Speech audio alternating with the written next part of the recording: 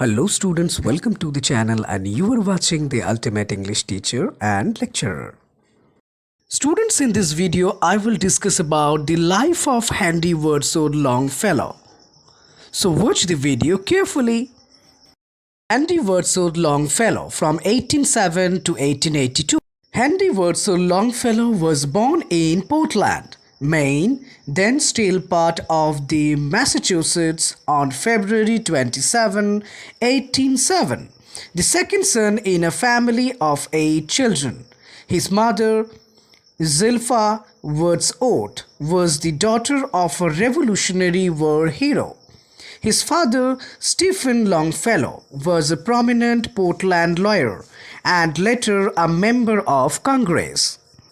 After graduating from Bowdoin College, Longfellow studied modern language in Europe for 3 years, then returned to the Bowdoin to teach them. In 1831, he married Mary Storer Potter of Portland, a former classmate, and soon published his first book, a description of his travels called Outermere Overseas. But in November 1835, during a second trip to Europe, Longfellow's life was shaken when his wife died during a miscarriage. The young teacher spent a grief-stricken year in Germany and Switzerland. Longfellow took a position at Harvard in 1836. 3 years later, at the age of 32, he published his first collection of poems, Voices of the Night, followed in 1841 by ballads and other poems. Many of these poems, a psalm of life, for example, showed people triumphing over adversity, and in a struggling young nation that theme was inspiring.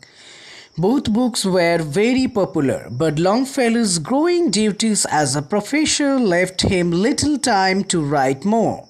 In addition, Frances Appleton, a young woman from Boston, had refused his proposal of marriage. Frances finally accepted his proposal the following spring, ushering in the happiest 18 years of Longfellow's life. The couple had 6 children, 5 of whom lived to adulthood, and the marriage gave him new confidence.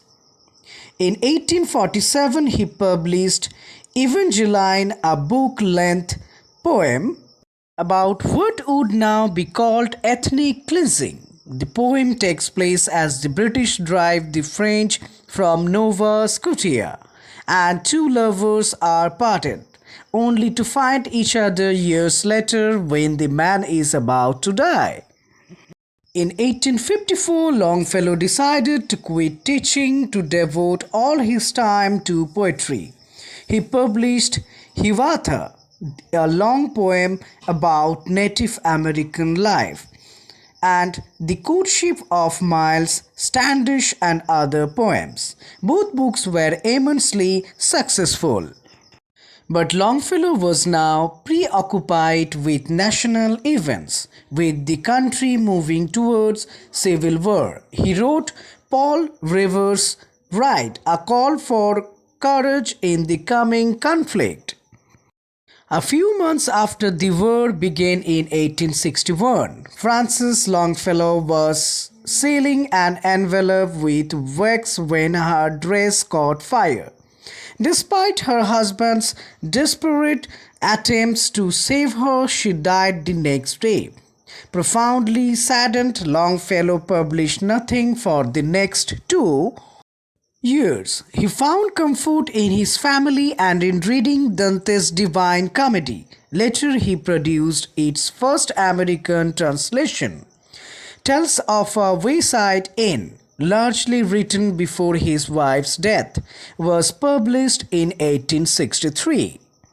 From 1866 to 1880, Longfellow published 7 more books of poetry, and his 75th birthday in 1882 was celebrated across the country. But his health was failing, and he died the following month, on March 24.